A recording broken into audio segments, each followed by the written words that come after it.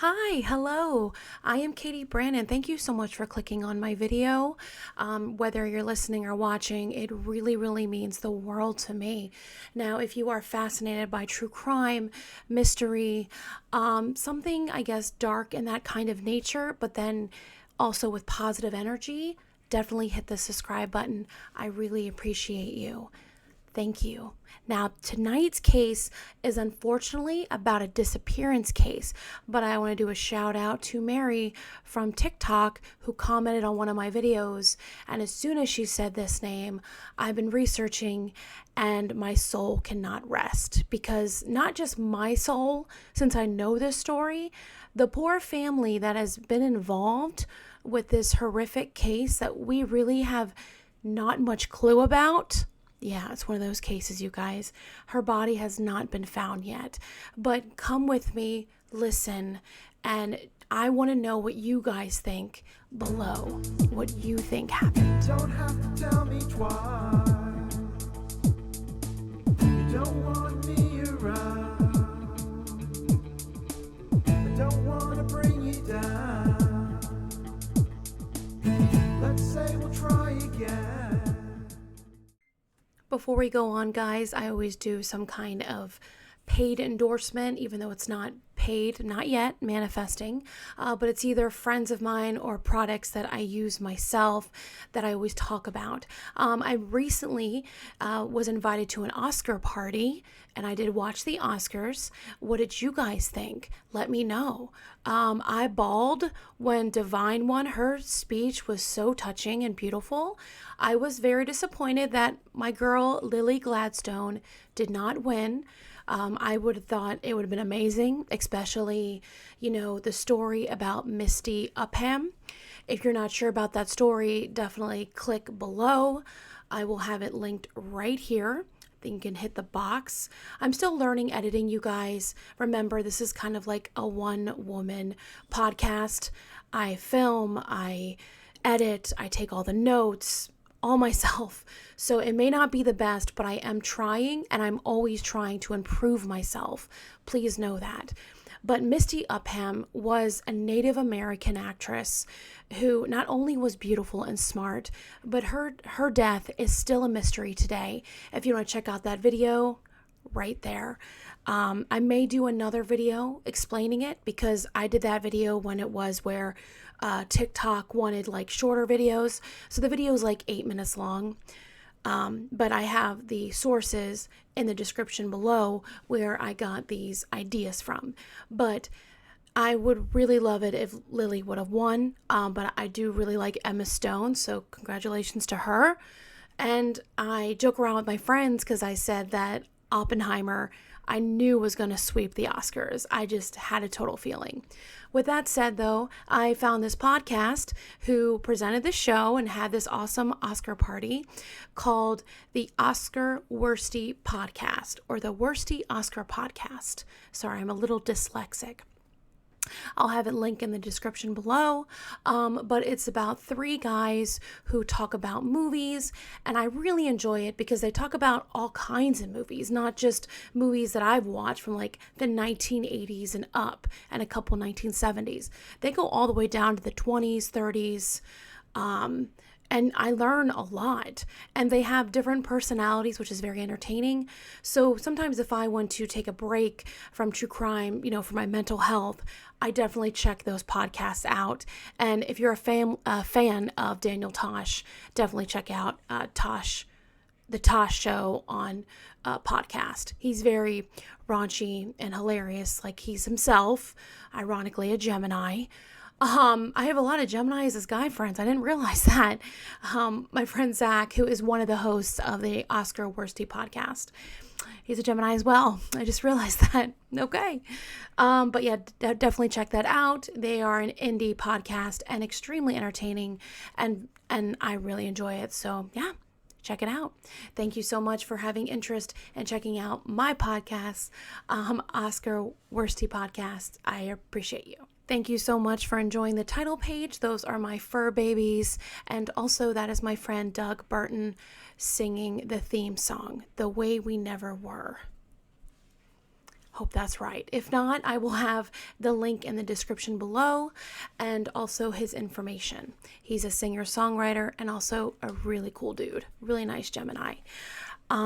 So, like I said, this case is very frustrating because it happened in 1997. And believe it or not, guys, that's kind of a long ways, okay? But I want to say that the case, even though I didn't see it on Apple Podcast, or maybe in the beginning I spelled her name wrong, because her name is kind of like my name. Now, I'm Catie, but when people initially see my name,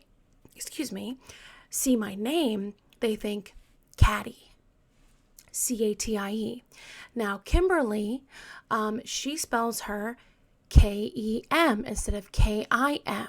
So we're kind of in the same boat there. I wasn't sure if it was Kemberly, but it's definitely Kimberly. I did do research on that because I really want to say her name correctly. Now, Kemberly Ramer, she was born actually May 18th, 1980. So yes, you guys, that makes her a Taurus.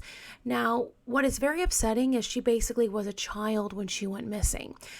I say this term child in a way where she was a teenager, okay? So when you're older, you are like, that's a child. She was only 17 years old when she was missing. She had an older sister named Kristen, who was 17 months older, and a mother named Sue, and a dad who has passed on. His name is Ken. Now, Kristen had a boyfriend named Jeremy. Now, Kristen, like I said, so 17 months older, she was dating this guy, Jeremy, that is not looking like he's squeaky clean. He's definitely looking like a suspect. And I know I shouldn't jump the gun. I know, but I'm going to get to it. But unfortunately, because lack of evidence, people believe this case may never be solved. I hope that whoever sees my podcast or listens to my voice, if they know something, they're going to say something, because this family has not forgotten their daughter, their sister, their friend, their loved ones, and they badly want answers. So I'm going to bring you back to 1997. Now, Kemberly was 17 years old, so she was literally just beginning life. But what I can tell you about this sweet girl is that she was athletic. She played softball.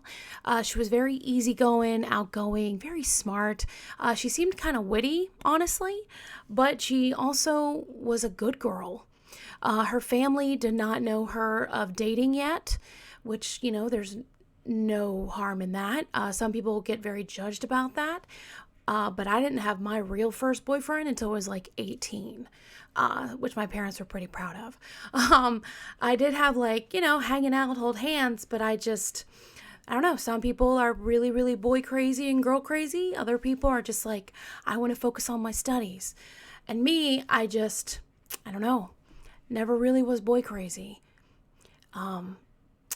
Until around college time. But that's a whole different story. We're talking about Kemberly here. So I want to say that I didn't think it was weird because people mentioned that it was kind of odd that she didn't really go out on dates, but she did have a lot of friends. Yeah. So I think she just was somebody who just guarded herself very well and kind of didn't take crap from anybody. Now, she did come from, forgive me if the family sees this or hears this, but she did come from a shattered background. Yeah, her parents were already divorced. I'm not sure when they got divorced. Like I said, there's a lot of things missing in this case, so I'm going to do the best I can. But before I go, say anything, allegedly, guys, please don't come after these people. Please don't ruin their lives. This is all allegedly. Okay?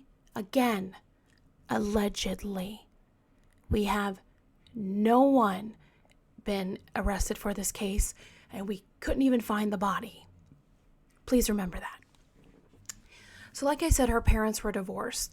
Sue actually lived in Florida, and the husband, not her husband, her ex-husband, lived in Alabama. Now, during this time, August 15th, 1997, Kemberly actually had school pictures. She was about to go into her senior year of high school. She was going to, like I said, turn 18 next May, so she's only 17.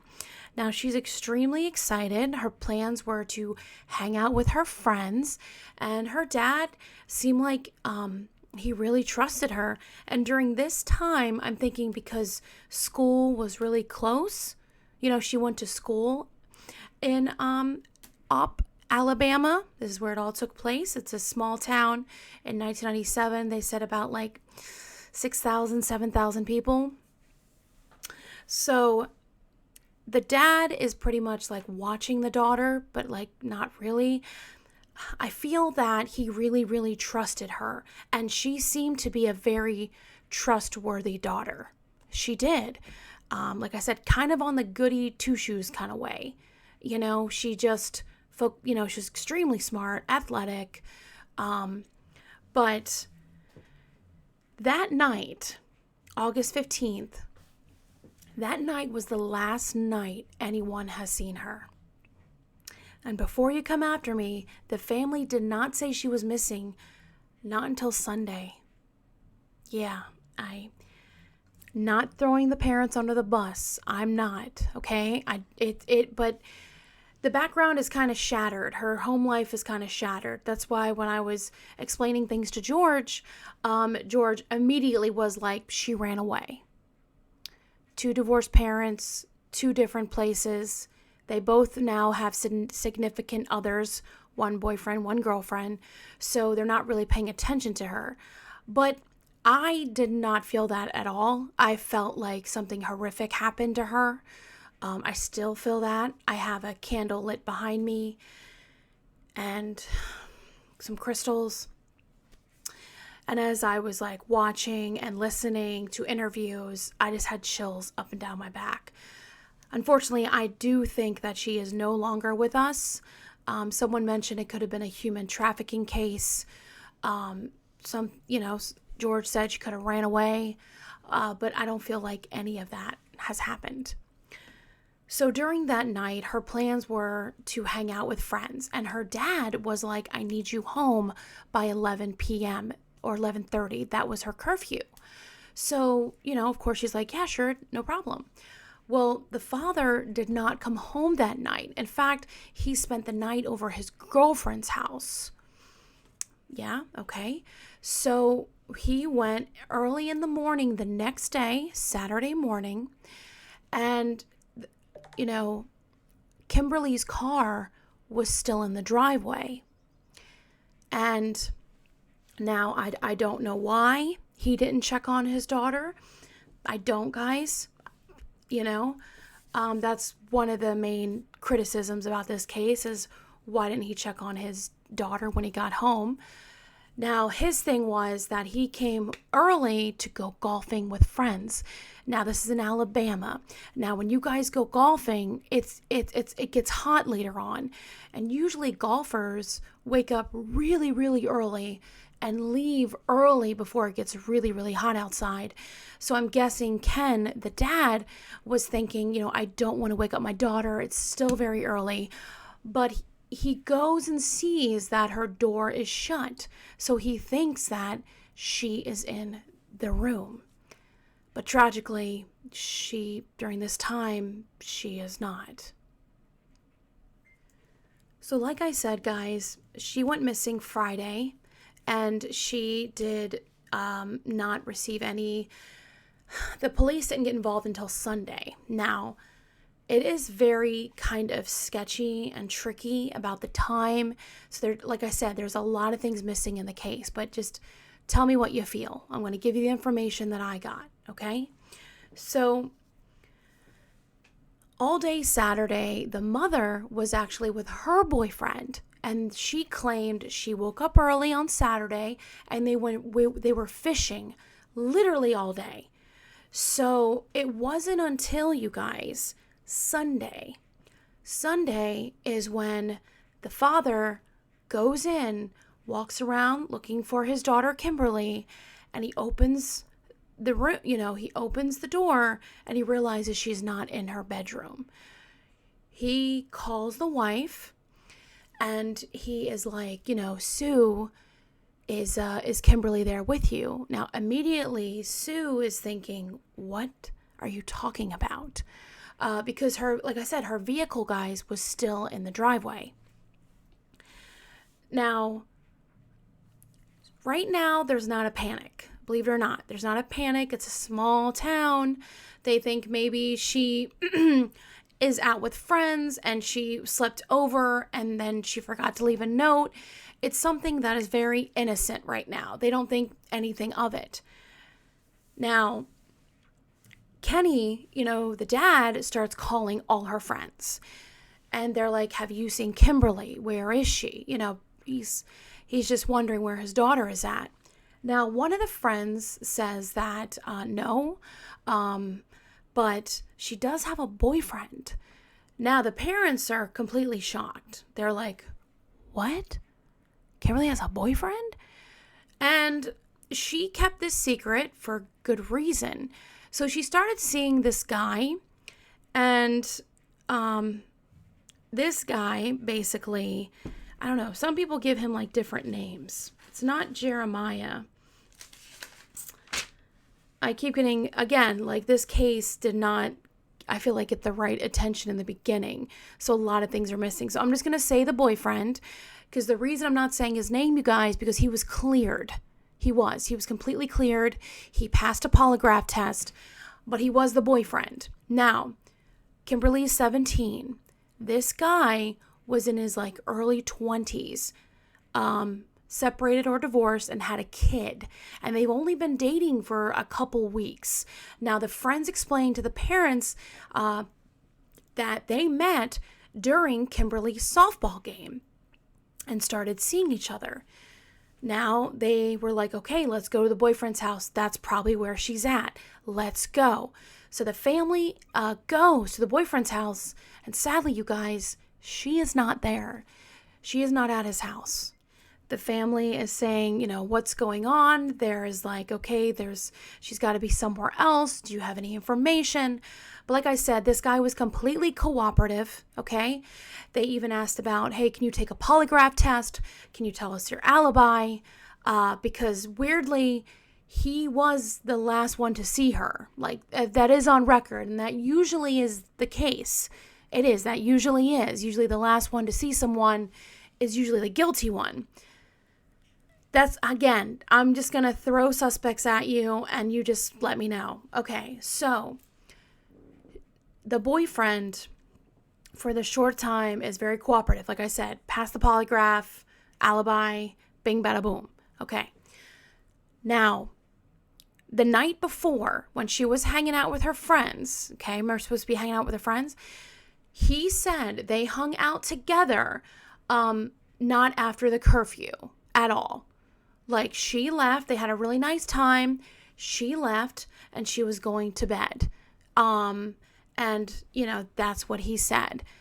Now, there's no inclination, that he was lying, like I said. But as like I said, just be open-minded, okay? Now, it was very, very odd that her sister Kristen, Kemberly's sister Kristen, was dating a guy named Jeremy. Now, this is going to sound bad already. So remember when I said that Kemberly, okay, she was 17 months younger than her sister Kristen, okay? She was dating a guy, I think like 10 years older. And he was sketchy. Let's just say that. He definitely had a record. Now, when all this is going on and they're looking in the bedroom, he just starts touching everything in the bedroom.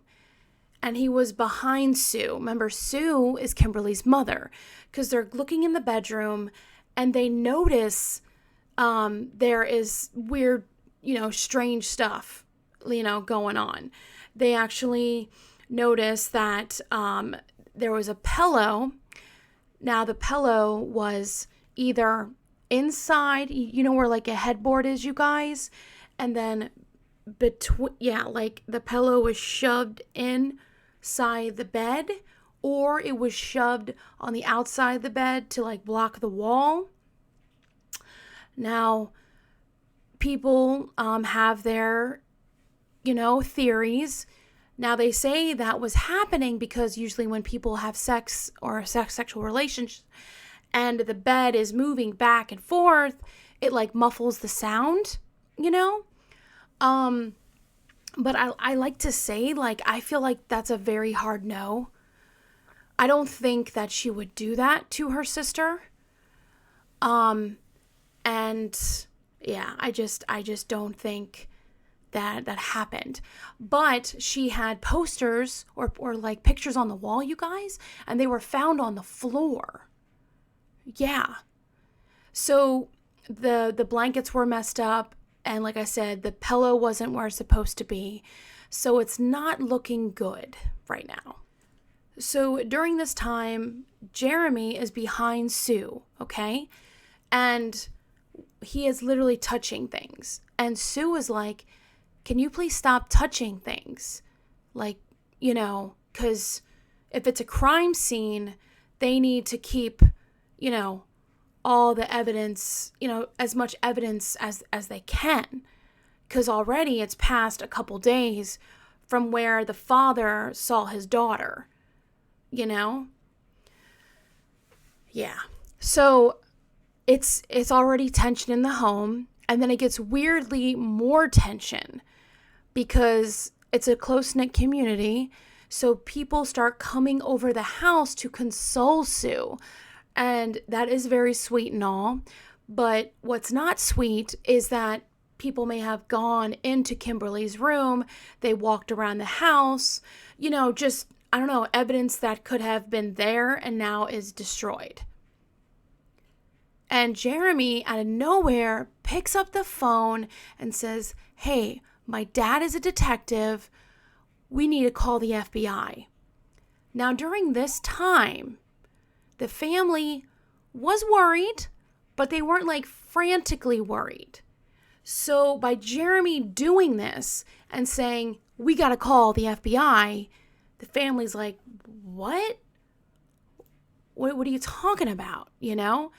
So Jeremy jumped the gun and was like, yeah, FBI needs to be, told, and this case needs to be. And then all the family's like, whoa, our daughter is fine, right? It was just very odd.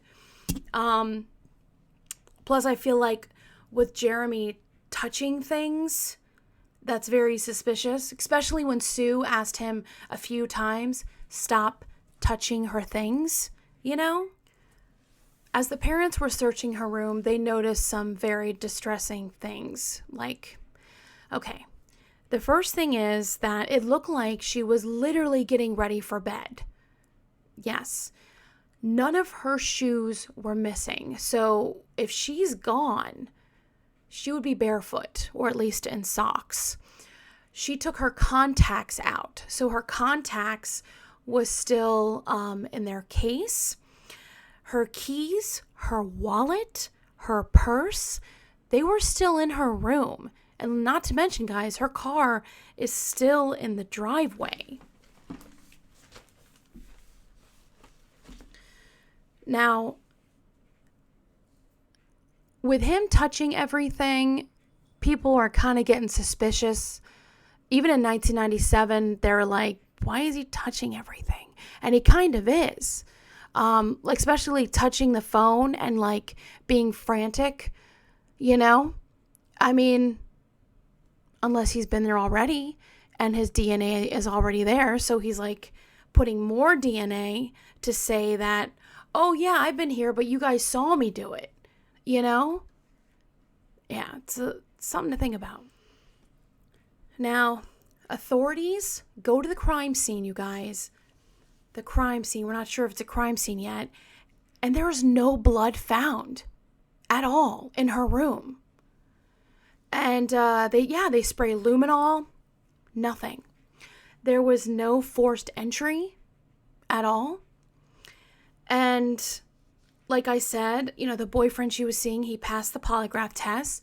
Now, when the authorities asked Kristen's boyfriend, Jeremy, to do a polygraph test, he refused. He immediately refused. Now, I'm not saying that if you refuse a polygraph test that you are automatically guilty. Not saying that. But it does, hold some more suspicion to you. Because if you really want this case to be solved and help Kimberly's family, you would be cooperative. Yeah. But like I said, Jeremy's dad is a detective. So maybe he taught his son Jeremy to not do polygraphs or something like that. Who knows? But like I said, Jeremy has a sketchy history. He does. He has quite a bit of a rap sheet. Armed robbery, assault. He definitely had the ability to be violent. And so the police are not getting anywhere, you guys. There's not a shred of evidence. There's no blood. And so they figure out the next best thing. Let's check the phone lines. Let's check them. And they do. At 5:20 a.m., someone made phone calls, a few phone calls from the house. 10-15 from the place where 10 to 15 minutes from where Sue lived. It was pretty close to Jeremy. Now, a few days after the disappearance, because after when he said, let's get the FBI involved, they immediately did a missing persons case. A few days, you guys, after the missing person report, Jeremy booked it. He wanted to leave town. He left town, he disappeared. And Sue, before he left, she goes, you can't leave town. This is in the middle of an investigation. You're going to look extremely guilty. But he apparently didn't care, and he left town. Jeremy did have an alibi, but it seemed a little shaky at first. It actually seemed like his friends were just trying to do him a favor and just say, like, yeah, he was with me. Absolutely.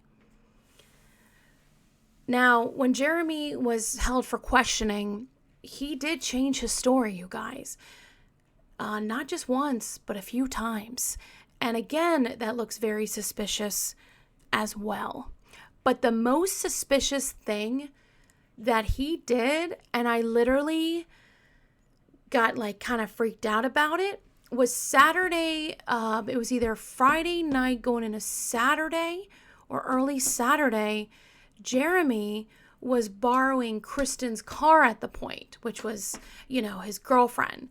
But he talked to one of his friends and said, hey, I need a truck.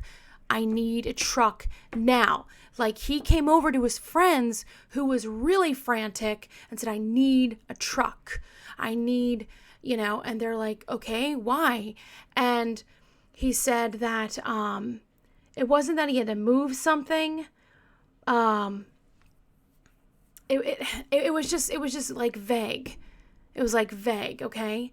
And after he was done using the truck, you guys, he didn't bring the truck back to his friend's house. No. He left it in a church parking lot.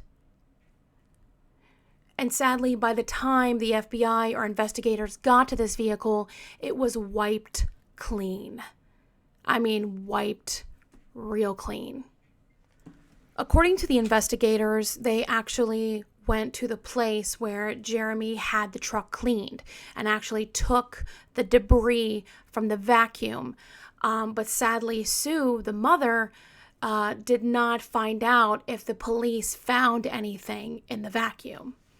Which I'm thinking, if you are trying to find your daughter and trying to get all these clues and evidence, why wouldn't the police tell her? even if they found nothing at all. But Sue, it just seemed like she was kept away from a lot. Like she didn't get like the right kind of answers that she could have gotten.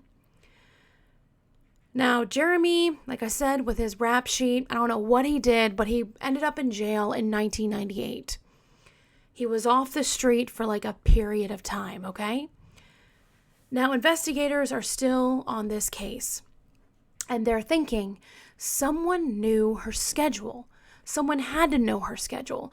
Someone had to know that she was going to be at her dad's at this time and not at her mom, Sue, in Florida. Now, I found this out and I was like, mind blown. So, it is very weird how Jeremy is much older than the sister, but that's not my place to judge, okay? Not trying to be Judge Judy here. I just don't think it's, okay. Anyway. But then you can argue saying like your daughters are going to date who they're going to date. You know, you can't say anything. But if you say that to me, which I've read, okay, that's fine. But anywho's, Jeremy actually stayed at Ken's house for like about a month. Now, Kimberly went missing in August 1997. Apparently, allegedly, Jeremy stayed at Ken's house. Yeah. For like a month or two, May, June, something like that. And by not having a forced entry, you guys, investigators thought that he must have had a key or something. Now, the mother and the father weren't very sure if Jeremy had a key to the house, but Kristen sweared up and down, the sister, like, no, Jeremy did have a key to the house. Yeah. But like I said, guys, there's no physical evidence. It's frustrating. 9 months later, okay, weirdly, right on her birthday, there was a tip that was called in saying that her body it was found in a lake in Florida.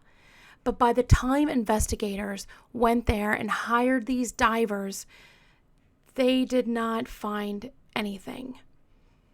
That was 9 months later. Yep, there were 2 tips. Walton County Lake. Now, the lake apparently had a lot of acid in it. I read that, and I also read that it was really, really dark, and they had professional divers go in, even with a metal detector, because she would wear these beautiful gold bracelets. I know this is not gold, just pretend. She wore gold jewelry. So they were thinking if she was in the lake, in the body of water, that the, actual metal detector would pick it up. Because when they said they thoroughly searched the lake and they found nothing, not even, evidence of jewelry. In 2001, cadaver dogs was actually brought to an area in Texas. Yeah, Texas. And where they searched, they found like an engine block with a rope that was tied to the end of it. Right? Haunting. Now, but the Godiver dogs, Godiver. How do you guys say it? Cadaver. I think it's cadaver. Okay. Cadaver dogs did not find a scent on it at all, even though that looks highly suspicious that somebody was dragged somewhere, either in the ground or water. And this case is frustrating because there has been hundreds of people searching for this girl. She was extremely well liked and well loved in her county and in another state as well. And it just shook everybody because there was literally no physical evidence. There actually is quite a few suspects, but they have not been shown to the public. The only well-known suspect that we know of is Jeremy, but because of lack of evidence, we cannot arrest him. Now, a friend actually said that Kimberly and Jeremy did not get along that actually Kemberly did not like Jeremy. So that does count for maybe a motive. It mind boggles me because we have things like not only social media, you guys, but we also have Crime Stoppers where anybody can call in anonymously, okay, and just do tips like they have been for so many years, but no tips have actually skipped. Now, this is going to sound crazy suspicious. Are you ready? 20 years later, Jeremy's dad, the detective, he retired from the force. And now there are 2 investigators on this cold case, and they have a few suspects. Now, they did say in an article that what we think happened did not happen, or something like mysterious and cryptic like that, which I'm like, what do you mean? But hopefully they do have suspects, and they are really, really searching, because I feel like this wasn't just a one person job. I do not. Now, if you call or seen something, the number I will have on the screen, but the number is 334-493-4511. Yes, that is the Walton, I believe, Police Department. So if you have any information or tips, definitely call that number. Like I said, it's been many years. The father has passed away, Kenny. The mother is still alive. I believe she's in her 70s, and she still has not moved on or healed from the missing of her daughter. Now, her sister, Kristen, the family believes that she is no longer in this world anymore, but they really want to find her body, and they really want to bring her to rest. Okay, theories. There's quite a few. Are you ready? And if you guys have any theories, please let me know down below. Okay, number 1. I personally do not think it was SA or sexual assault, because there was no blood found. Remember, she's 17, and I feel that she would not just, lay down and like have that horrible thing happen to her. I feel like she would fight. She seemed like a fighting spirit. Like when I look at her picture, not only I see absolute beauty, but I also see very like a strong person being made, you know what I'm saying? Like in the making, like she's only 17, she's a kid, I feel maybe she may have known too much what Jeremy did about something, and she was going to tell her sister, and he didn't want to lose the sister. So out of rage, he suffocates her or strangles her. And then after that, he goes downstairs and quickly goes to the phone and is in a frantic panic and dials these numbers. Remember I said there were a few numbers that were dialed, and he just couldn't realize. So, but I feel that he took a vehicle and drove to his friend's house, or she's still in the bed and he drove to a friend's house and a friend helped get rid of the body. I don't know if it's in a body of water. In the beginning, I felt that, you guys, but now I feel like you can be buried anywhere. I mean, it's a small town. There are plenty places for people to be buried. And this is 1997. So there were no cell phones. There was really no social media. But I do believe that there is somebody out there who knows more than they say they know. Okay, another theory. Okay, these are just theories. My chest is tightening, so I'm probably like wrong with this one. I don't know. Okay, so another theory would be the guy who she was dating, the older man, may have had a jealous girlfriend and, went in there and hurt her and strangled her in a way, because even though she was 17, this woman may have been late 20s, earlys, who knows? Again, guys, I'm just pulling stuff out of the air because that's what we can do for the case, okay? So someone said something like that. All right. Another theory that I came across, which I don't believe it, was that the sister was having sexual relations with Jeremy and things went too far, and she threatened to tell on him if he ends it or some dramatic thing like that, so he kills her to keep her mouth shut. Okay, I guess. Or another theory, okay?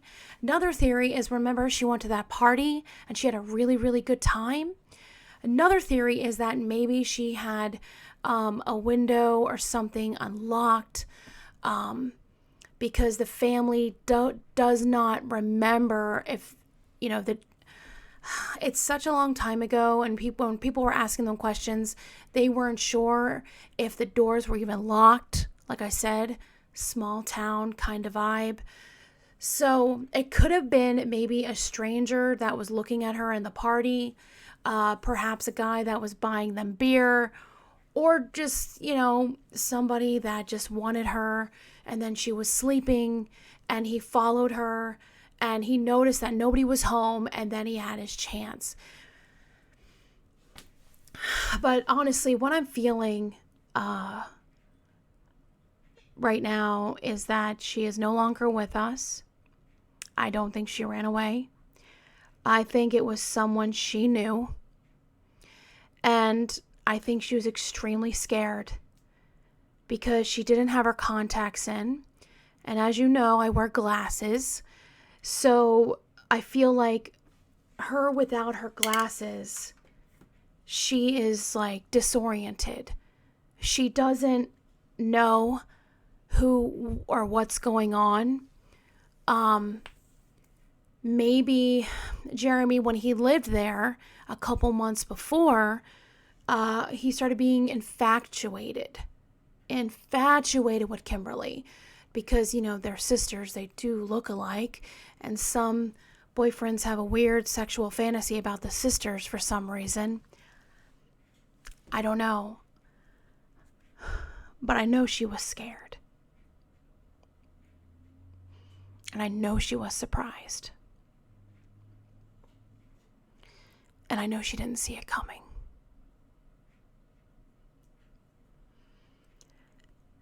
Now, I've seen that people are screaming cover up because Jeremy's dad got him out of stuff before. And we're not just talking about fender benders or like traffic tickets. We're talking about hardcore stuff, armed robberies, violence, assault. But I don't know. I don't want to say that an honorable detective made his son get away with killing an innocent girl. I don't know. The family is saying, what's going on? There is like, okay, she's got to be somewhere else. Do you have any information? But like I said, this guy was completely cooperative, okay? They even asked about, hey, can you take a polygraph test? Can you tell us your alibi? Because weirdly, he was the last one to see her. Like, that is on record, and that usually is the case. It is. That usually is. Usually the last one to see someone is usually the guilty one. That's, again, I'm just going to throw suspects at you, and you just let me know. Okay, so the boyfriend, for the short time, is very cooperative. Like I said, passed the polygraph, alibi, bing, bada, boom. Okay.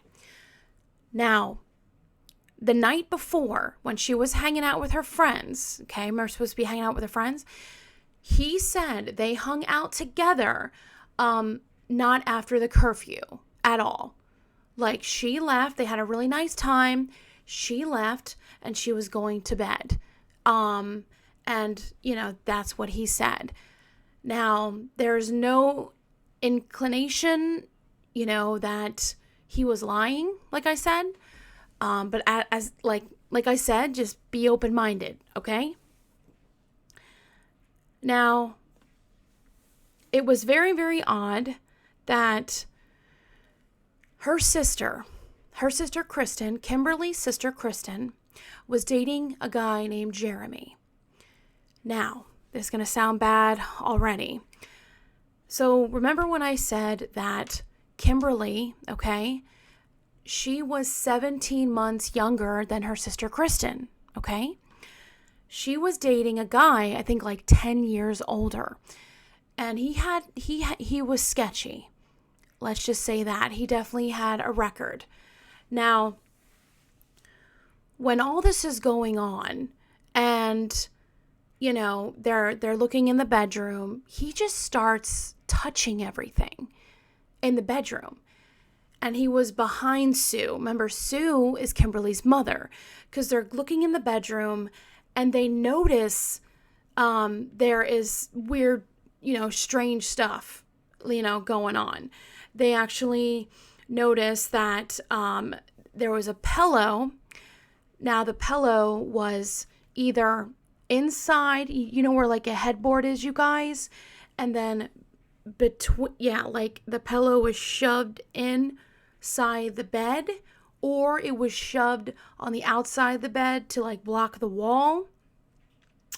Now, people have their, theories.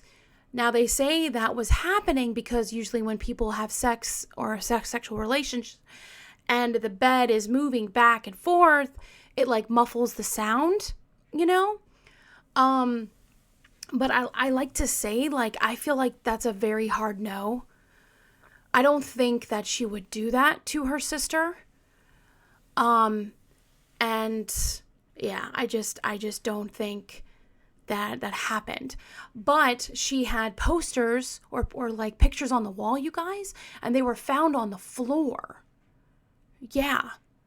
So the blankets were messed up, and like I said, the pillow wasn't where it's supposed to be. So it's not looking good right now.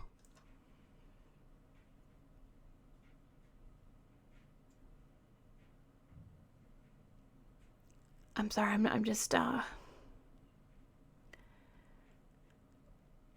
I feel she does want to be found.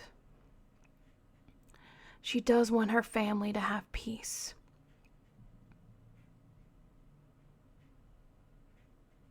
She's not okay with not being found because, like I said, her family cannot rest. Her poor mother wants answers. And I'm not sure we can give her answers. But there is hope because, like I said, after the guy retired, there's 2 different investigators on the case. And there's more suspects.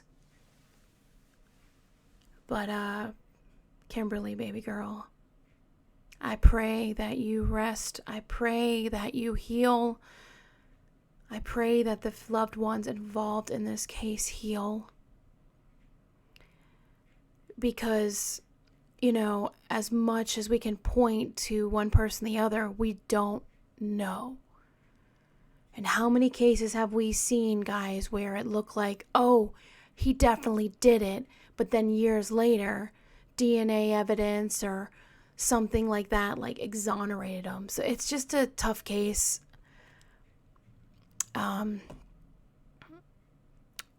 I don't have tea today, I know. I just have some high quality H2O because if you guys don't know, I don't drink, but at the Oscars party, they had like a punch bowl and it had mojito, and I don't know why I didn't realize it had alcohol in it. So I had some and it was very delicious, and I drank fast and I got quite intoxicated. So I stayed at the party longer. I ate bread and I took care of myself. And of course, I would never, ever drive intoxicated, ever. There's like no excuse. And then I just ate a whole bunch of food, and then hours later drank a lot of water. But I feel that like I'm so dehydrated today because my body is not used to any alcohol. So no tea today. I just have high quality H2O. Oh yeah, filtered high quality H2O is the best. Yeah, George is the best. He put a filter like under our sink. So when we turn the faucet all the way to cold, it's filtered water. So definitely check that out if you guys are picky with water like I am. I know I'm a Virgo. You guys know that. So I'm picky with my water. It's his fault. He showed me the way, and now I can't do anything else.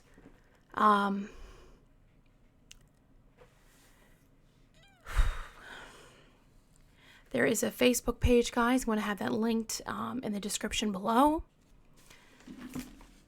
But again, I don't know what to say about the case. I just pray that, like I said, the loved ones heal and we get answers. Thank you very much for listening, guys. I hope you enjoyed this podcast. I send you nothing but good energy. Remember, you are loved and you are cherished. And remember, you are doing better than you think. Bye, guys.